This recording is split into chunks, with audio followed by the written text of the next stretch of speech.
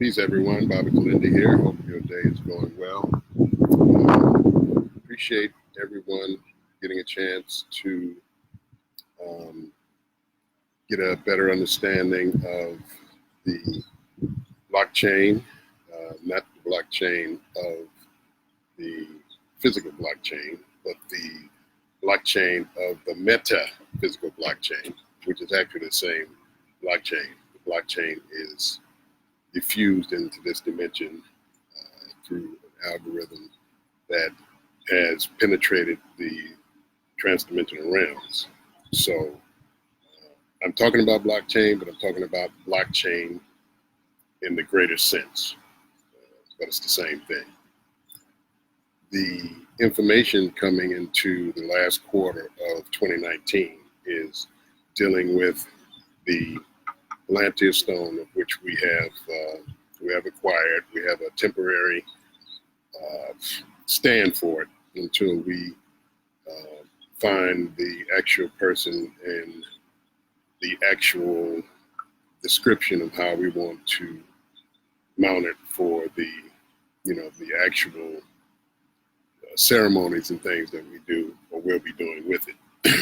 Things will be coming online next year in 2020, where people can visit high dose trips with the Plantier stone, as long as they have their transdimensional stone. So if you haven't been in for the last 3 years, it will, you have to go back into some of these go lives and other things to get the information. I'm going to be opening up the blog talk, and I'm going to give probably 3 different talks to bring those who haven't been in for the last 3 years up to speed on what we've been doing. And for all those who have been in for the last 3 years, we appreciate you. We appreciate your donation. We appreciate you, your faith in the project, which we are working on with the Plantier stone, or the scrying stone, or the big 140-pound crystal ball that we have at the base station, the transdimensional stones, which are the small quartz crystal stones, and also the Yiming-Zu stones. So everything is down to the wire on the first phase of the stones and the first phase of the Yiming-Zu stones. We are pretty much out, so everything is on the pretty much on schedule for our project of the interdimensional village, of paired tripping, on group tripping in the multiverse, on establishing and building actual universes and worlds in hyperspace to be visited by us and our higher selves, while dealing with the entheogens of which we have our faith in, as far as where and how we can build these things, knowledge from the Akashic records, from the DMT Compendium of Knowledge. So we have a few of the transdimensional stones left. We have the few of the Yiming-Zu stones that we want you to get these before they're out. We will be doing and dealing with a new run sometime in 2020, maybe in 2021, of the new lot of transdimensional stones and new lots of the Yiming-Zu stones. So get of the first of the first stones, and the first crystals and the first Yiming-Zu stones will be the Genesis stones. Those who have those would be part of G1, Genesis 1, which is that you got the first. You were the ones who were in to get from the beginning. So that will resound not through just this dimension, but through many dimensions. The G2 folk would be generation 2. So we have a few of the transdimensional stones, Yiming-Zu stones, left, if you want to get in as Generation 1, you better get them, because all we have left was those stones that were left over from what we saved from last year's Detroit Psychedelic Conference. We saved some stones for those people who came to the Psychedelic Conference to participate in that. And so we saved some stones for that. And when everybody didn't get stones at the conference, that's all we have left. So you have to get with me on email. That's kilindi@hotmail.com. And that's KILINDI@hotmail.com. So we're going to, as I said, before the end of the quarter, do maybe 3 talks on what the whole concept of the transdimensional stones, Yiming Zoo stones, the large Plantier base station stone. We're going to, we're going to have three. We're going to have 3. We're going to have 3 lectures on that to bring everybody up to speed. And then we're going in 2020. We're going to just move as if you know what we're talking about, and we're going to take it up a notch as far as the level of the conversation, because next year people will start getting in. The new stones, the new Yiming Zoo stones, the new transdimensional stones will not be the entry level that people got in on Generation 1. They will be much more expensive, because we will have to be dealing with other expenses as far as travel of the stone when it does travel, and protection of it, conferences that will be coming up. The wind's picking up, so that's why the computer is shaking. So these type of things that we'll be dealing with.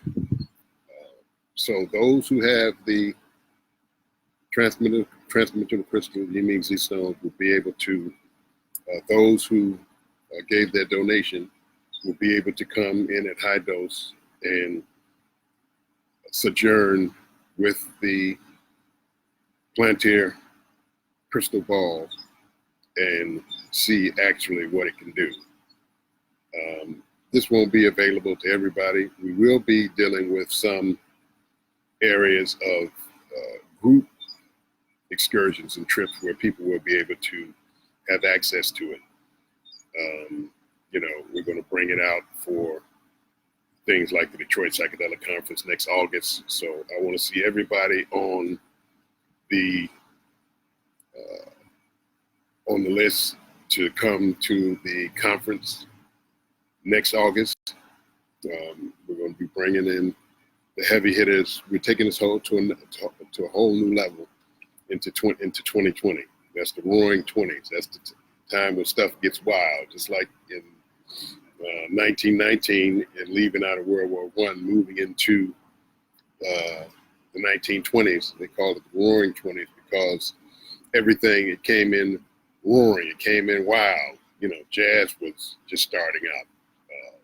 Women's dresses went from floor length all the way up to what you would call mini skirts. Nylons came in.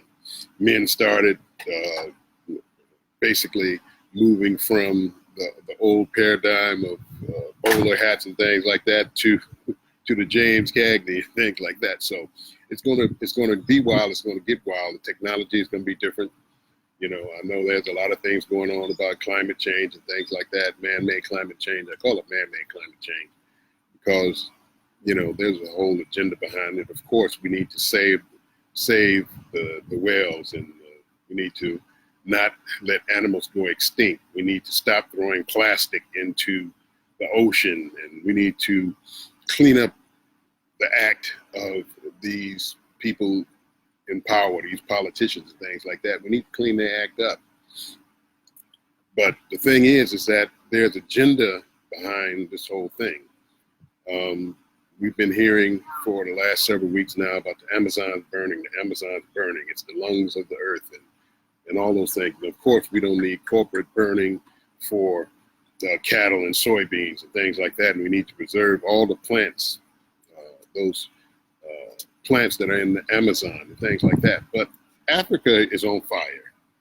The Congo rainforest is on fire. There's more land burning in Africa than there is anywhere else in the world. It's much more that's going on in the Amazon. And if people were really interested in understanding what's going on with the earth and is burning and climate change and things like that, they would be talking about Africa just as much as they talk about the Amazon. But of course, as Africa is not significant, it doesn't mean anything, because the people with the agenda are putting forth the news where they want the news for particular purposes.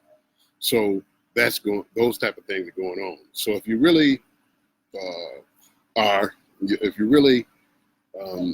worried about climate change, if you're worried about the burning of rainforests and the destruction of oxygen producing plants, you should be talking about Africa up there on top of the Amazon, because Africa is burning and it's doing much more damage than the Amazon.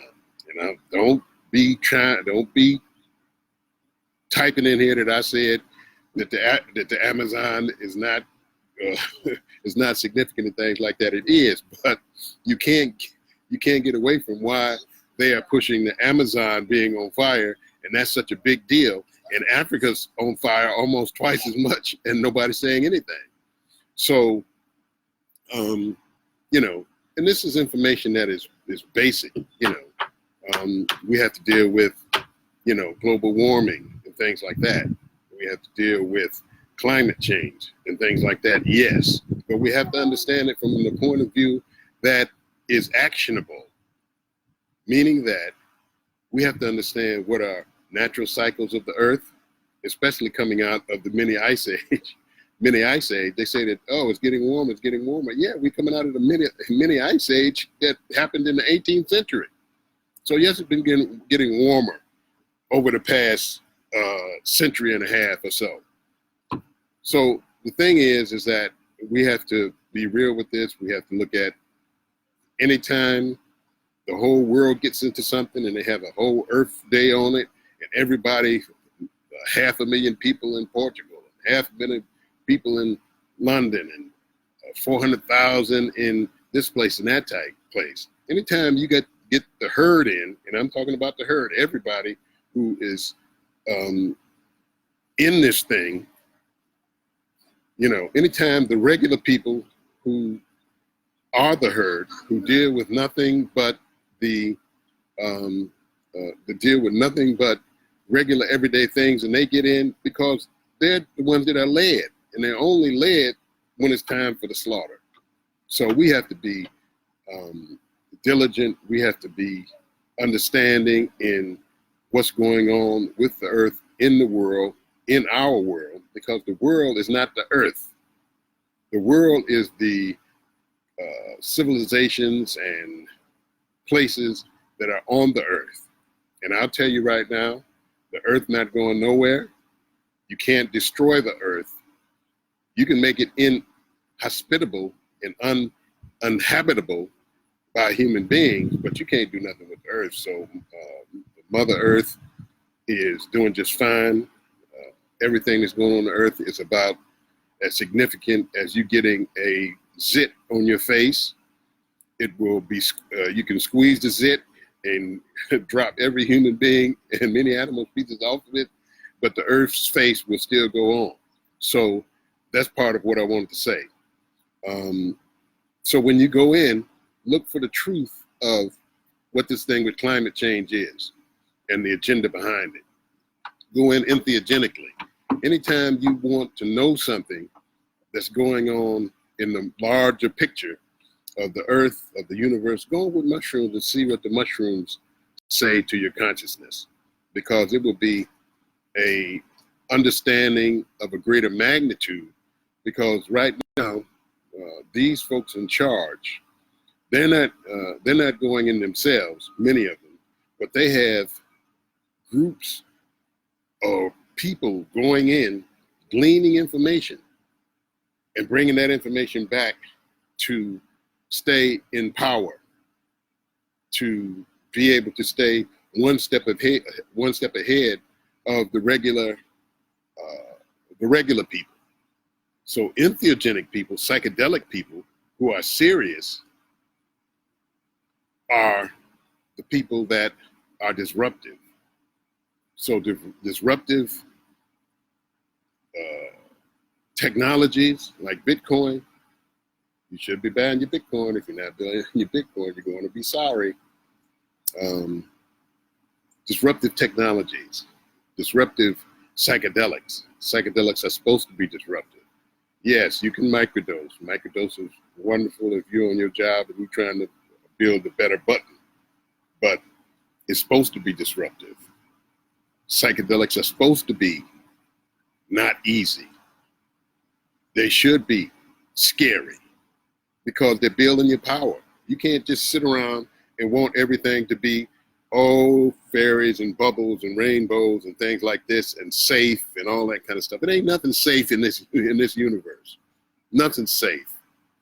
You know, this whole movement of, you know, I'm uncomfortable, so the world must bow to my being uncomfortable. Well, the world may bow to you being uncomfortable, but I'm not going to bow to you being uncomfortable. You know, that's just the way it is. We're playing for big stakes in the big game, and this is the way it is. So if you're looking for the high dose, because we're talking the high dose folks, and you can be a high dose folks without even having taken a high dose as of yet if you're moving towards it.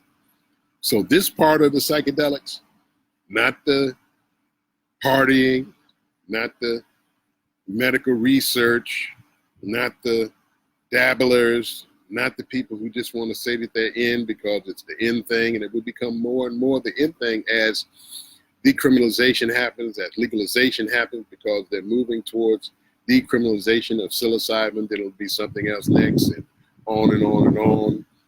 Ayahuasca and others.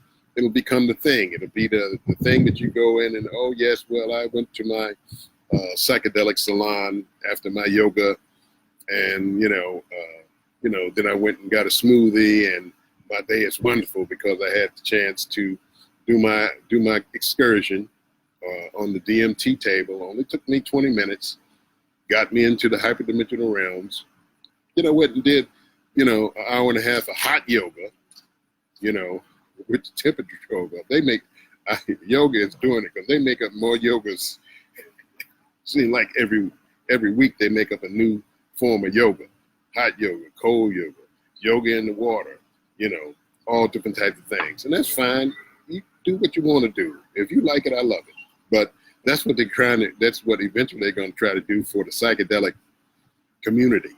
But we're the people of the mystery. We're still going into places unknown. There is no charted area for where we're going into. So this is something that's going to be difficult.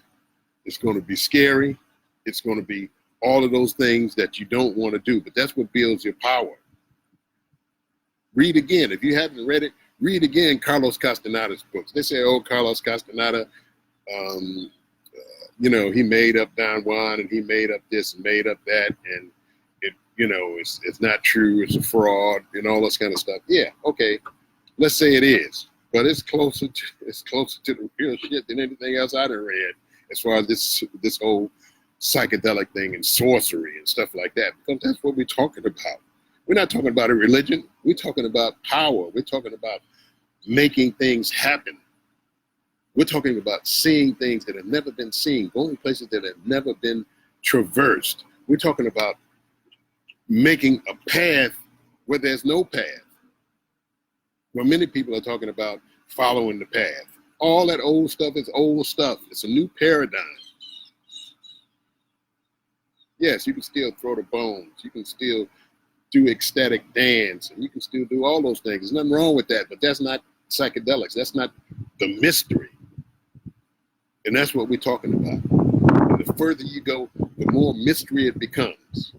So you can sit in your old ways, in your old religious structures and say, oh, I'm not religious, I'm spiritual. That don't mean nothing. It's still the same thing. If you're not going in face to face, hand to hand, then you're stuck in the old paradigm. We've gotten to a point now where we can do this without all of the trappings. We can go directly into the mystery. Yes, we have technologies that we use, but we don't depend on them. Yes, we have light, but we know that we can make light in the darkness ourselves. So you're learning as we go. So we have a few of these crystals left. We have some Yiming Zhu left. And those people who will be coming to visit the Palantir stone, the scrying stone, the large crystal ball that came from the Atlantean technology from Atlantis. Now, the place name wasn't Atlantis, but we use that as a way of understanding what we're talking about. The old civilizations that utilize these things. It came from Atlantis into Kemet. The Gypsies took it into Europe. The Europeans got a hold of it with the Rosicrucians and the Theosophical Society, and before that, John Dee and Edward Kelly, and the sorcerers of the Bohemians in Prague, where Rudolph, the king of Bohemia, brought in all of the astrologers and sorcerers and witchcraft people and all those type of things, but it's all still coming out of that Atlantean technology that preceded its child Kemet. So these are the things that we're trying to do on a small scale to make the difference. And as far as trying to do it, we're not trying to do it, we're doing it, excuse me. We're doing it because the things are happening. We envision the Palantir stone in the multidimensional realms, and the Palantir stone came out of those multidimensional realms, embedded itself in the earth. It was drawn from the earth, put in position to cross paths so that it would be taken up by the group of people who can utilize it. This thing was put together before this universe was formed. The nexus point was when we saw it, we recognized it, and we pulled it out of the public domain and put it into our private domain so that we could utilize it as our master stone. We have the keystone and the master stone. And outside of that, we have Generation 1, Gen 1 folks who have gotten their stone, because we aren't selling transdimensional stone. We aren't selling Yiming Zhu stones. You are picking up in this dimension your stone that you've always had prior to the formation of this universe. It just took a way for it to be included in this dimension so that you can have your stone. You're gathering your things.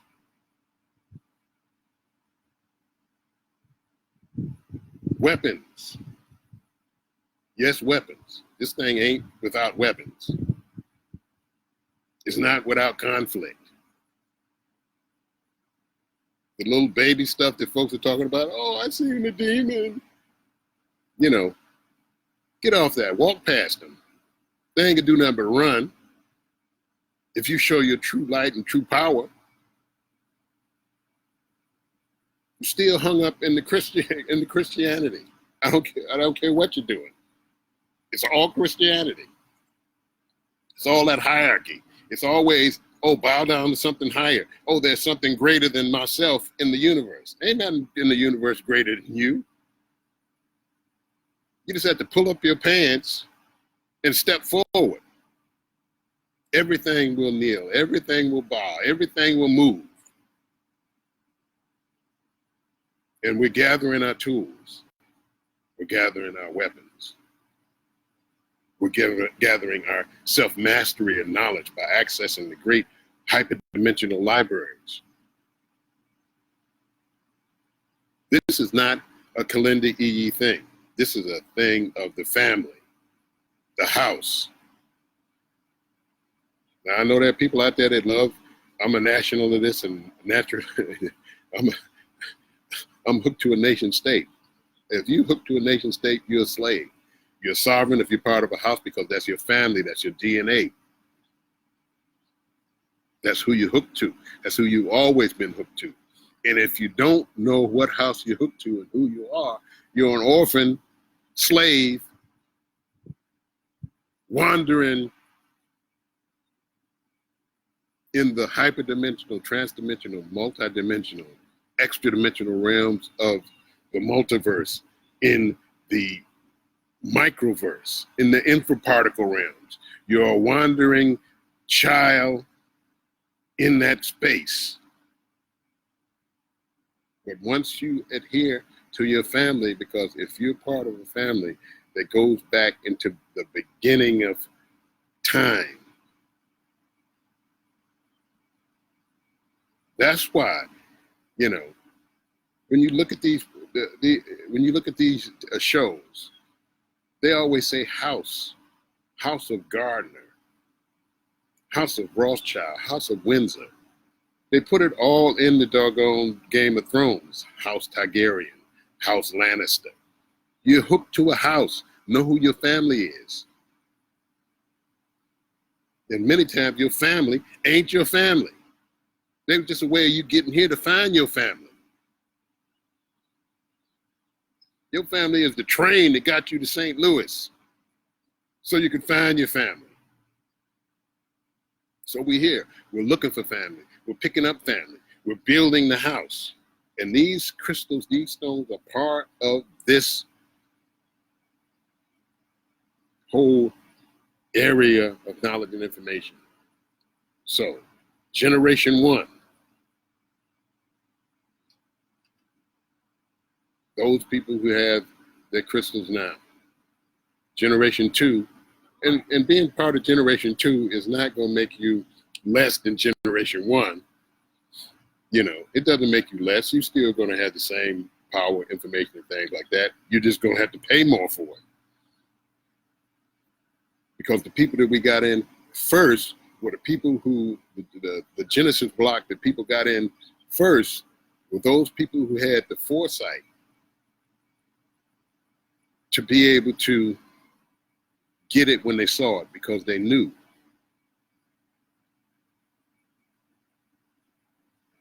They knew that this was something. They knew that this is something real. And me, I'm not selling something to get rich or anything like that. We're sharing back from the place that we found these ancient relics and getting them to the people that they belong to. So I'm telling you, the last quarter, the 2019, it's your last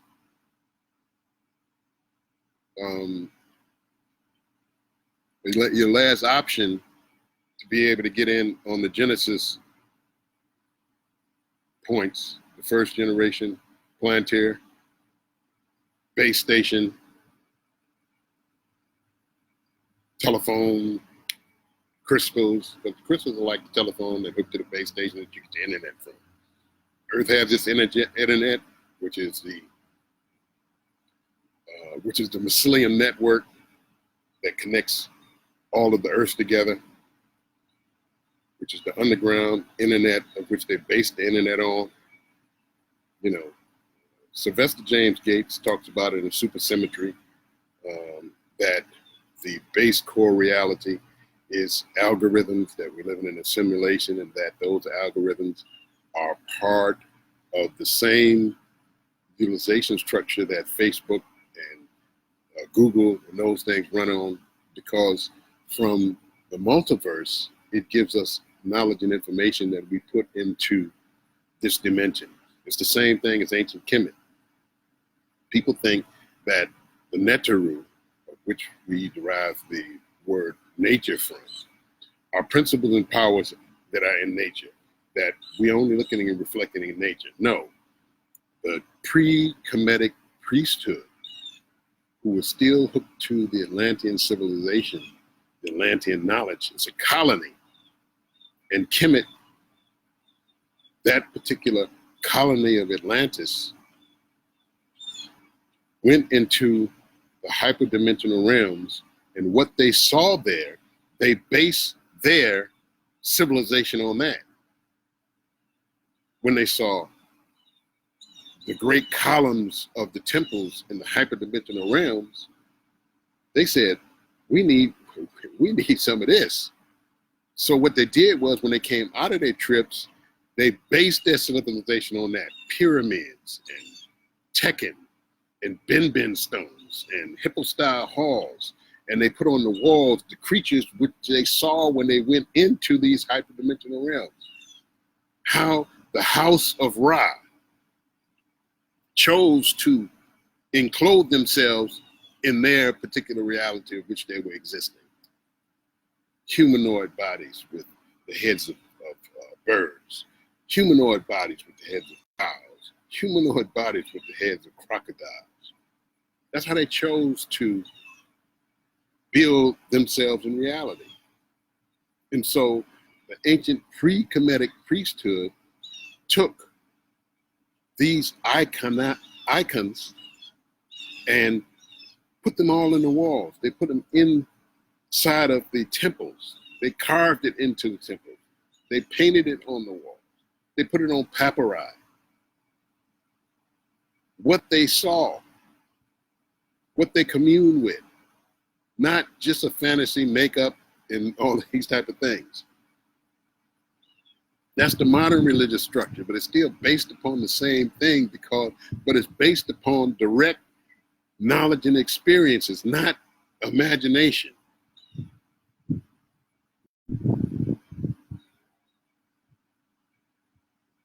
The time that we're in is very critical and very crucial.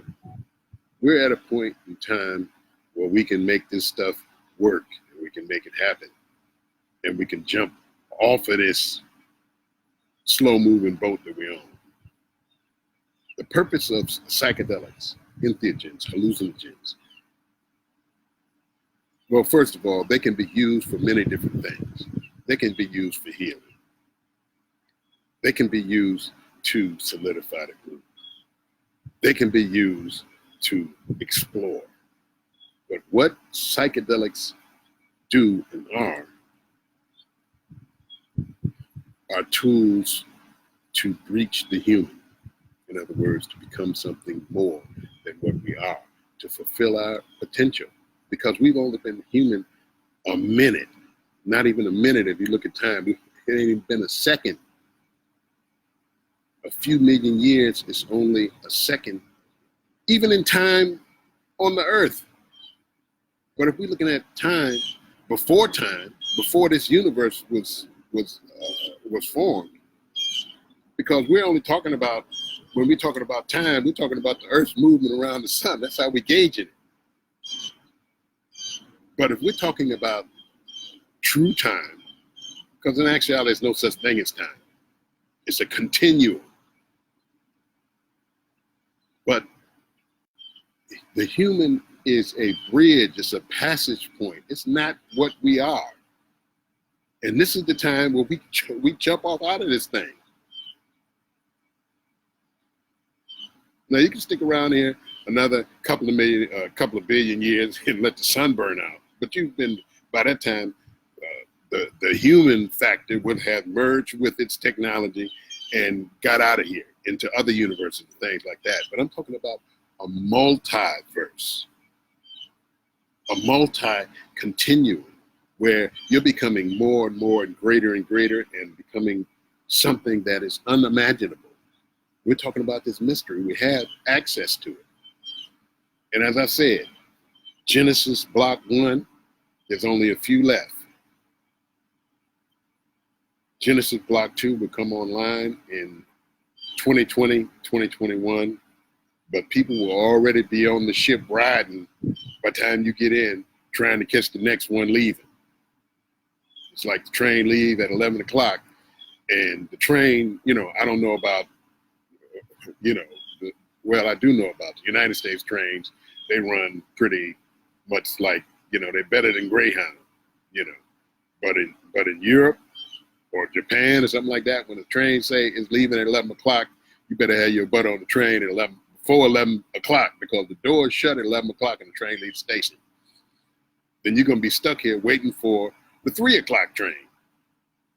And the 3 o'clock train is going to have everybody trying to get on it, because they're going to be trying to escape. You have a time now where you don't have to worry about trying to escape, but you can get on the train, you can have your luggage, you have all your kids there, all your children there, your friends, y'all can get on the train, you can sit down, you can have your bag lunch, whether it's a bag of chicken or 2 or 3 tofu sandwiches, or if you're vegan, some celery and some other stuff with you. But when the 3 o'clock train comes, they're going to be coming. They're going to be running half in their drawers. 2 or 3 kids can't find Uncle Eddie, they left in the back room. Get on the train where you have control of getting on there on time, being with everybody, being right. Get on the 11 o'clock train. Don't get on the 3 o'clock train. But if you missed the 11 o'clock train, ain't nothing you can do but stand there at the station and wait till 3 o'clock. And if you don't know what I'm talking about, you don't need none of this.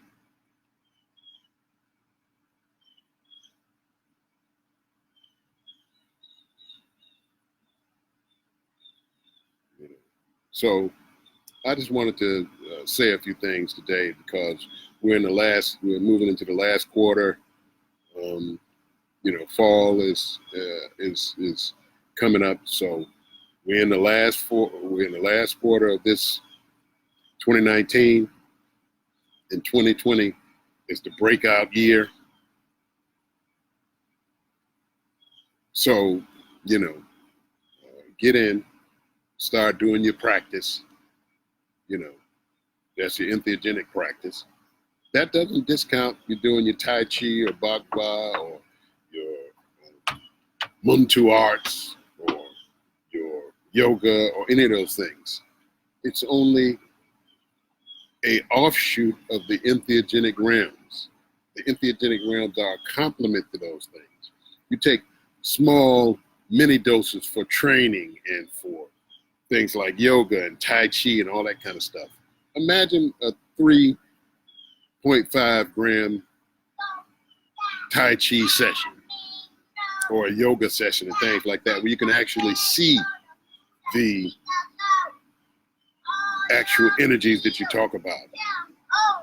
So, hey, I'm out of here. Thank you very much for listening to me. Get in where you fit in.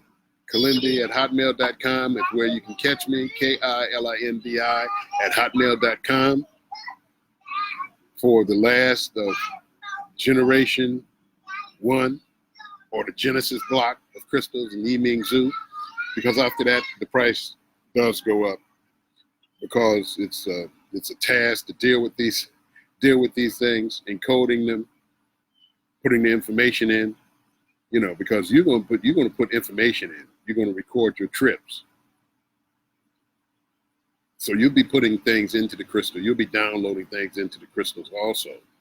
But the basic information with the maps, with the other things, is, it's a task to do that, because we use the key crystal to download the information into these into the crystals that you get, that are your crystals. So this is the reason why there'll be a price. We sacrificed the Genesis block for going for a little bit of nothing, less than the price of a good dinner and a movie. Something that you have going on forever. Even when you don't hold it to have it, it'll always be there in your sphere, sitting on your right shoulder, sitting up over your head, sitting on top of your foot. Wherever you pick that it's going to be in the away times, that's where it'll be, because that's how you got it now. That's how you physically put it in your hand. And when you go out of the physical, meaning that when you pass on from this physical body, if you don't just take it up and charge it where you don't have to leave this physical body, if that, when that time comes, you know, where folks would just be walking off into the multiverse and the mystery. But now when we have to give up this physical body, when you see something, your crystal will be there with you. It'll be right there with you, unless you're still searching for it because you didn't pay a few dollars to get it here. It's still around there wandering, and you have to find it in the next life or in the next incarnation or whatever the heck you want to call it. It's still there, but we're saying now is the time. Kilindi at hotmail.com, Kilindi at hotmail.com. Thank you very much. I don't have time to answer everybody's questions. I'll get to some. Thank you very much. Get the last of these stones. Baba Kilindi out. Thank you very much. And I'll be getting with you soon on the blog talk for the 3 master lectures on the crystals. Peace.